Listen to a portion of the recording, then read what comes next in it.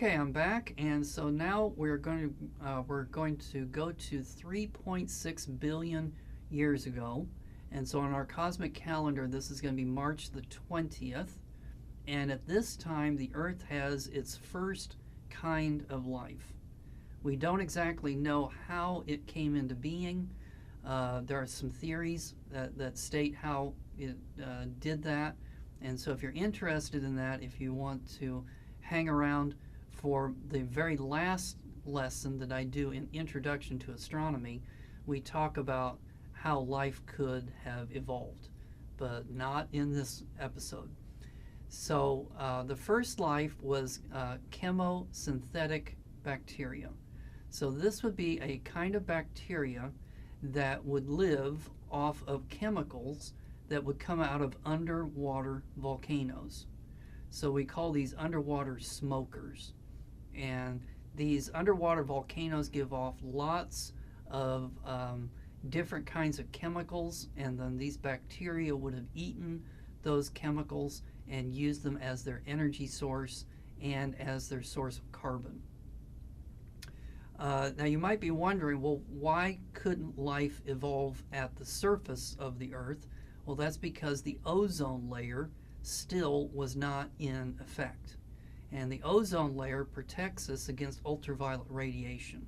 So if there was any life at the surface of the Earth, it would have been killed very quickly by ultraviolet radiation. So the nice thing about this theory is that it has life developing near these underwater volcanoes under the water where they would be protected from the radiation. All right, the next thing is 3.4 billion years ago, April the 8th, the first continents start to appear.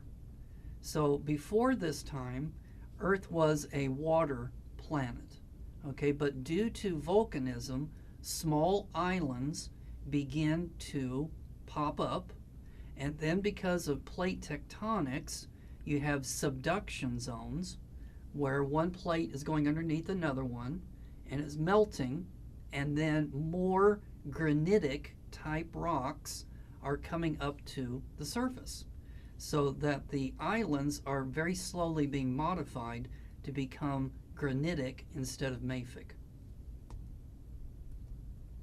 Now we're going to go to 2.5 billion years ago, July the 19th. So this is a momentous day in the history of life because we have the first kind of bacteria that begin to use sunlight and carbon dioxide to make oxygen. And now you also have the first mass extinctions because most kinds of bacteria do not like oxygen.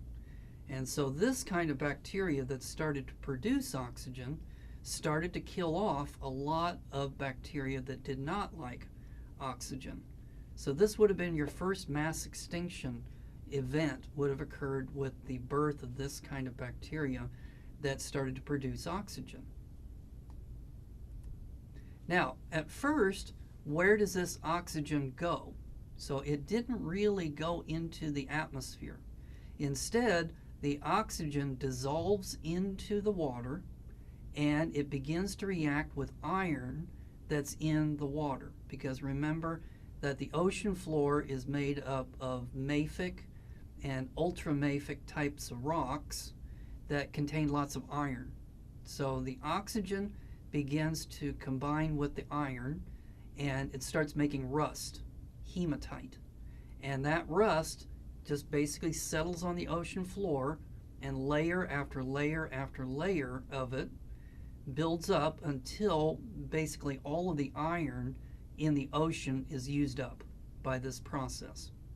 Well, today in Michigan, we mine this stuff. So we mine these layer after layer of this hematite, and it's going to be called the banded iron formations. And so as we mine it, we use the iron that comes out of it in the steel that we use today. So just think about that the steel in your car originally came from sediments that are 2.2 billion years old. Okay, let's take a break, and when we come back, we're going to talk about the first major supercontinent that the Earth had.